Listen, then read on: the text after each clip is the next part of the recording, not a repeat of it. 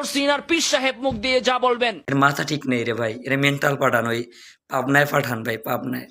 ফুলতলি, আমতলি, ফুরফুরা, জৌনপুরি, ডাইলপুরি, তার মতো সিঙ্গারা। মানুষকে নিয়ে কথা বলতে আমার ভয় লাগে। কারণ কি জানেন, ওই যে আমার কিছু লোকজন আছে যারা বলবে তুমি কেন কথা বলো।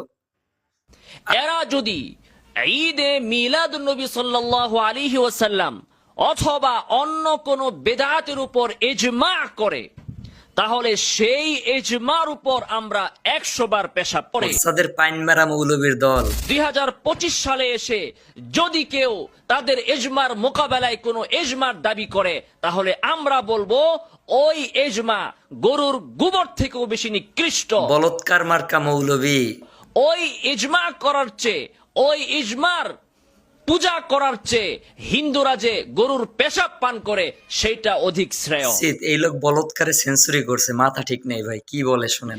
এই ধরনের কিয়াস থেকে মসজিদে পেশাব করা অনেক ভালো। এরা বলৎকারে সেঞ্চুরি করছে বাংলাদেশে। আপনারা মসজিদে যে লাইন ধরে পেশাব করেন, ভিন্ন যত ধরা খায় এদের তরিকার লোক সব।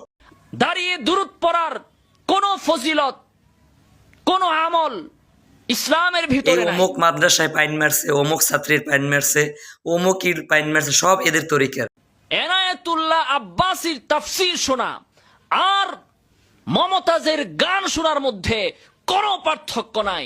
আজকে এরা বিভিন্ন মাকসাদ নিয়ে কথা বলতেছে, শুনুন ভাই কি বলে। বরং ক্ষেত্র বিশেষ এনায়েতুল্লাহ আব্বাসীর তাফসীর ইমানদারের জন্য, দ্বীনের জন্য মমতাজের গান থেকেও অধিক ক্ষতিকর। যত বলৎকারের ঘটনা ঘটে এদের ভিতরেই বেশি, আর যত প্রকার নারী কেলেঙ্কারি, নারীদেরকে নিয়ে ধরা বিভিন্ন জায়গায়, সব এদের ভিতরে।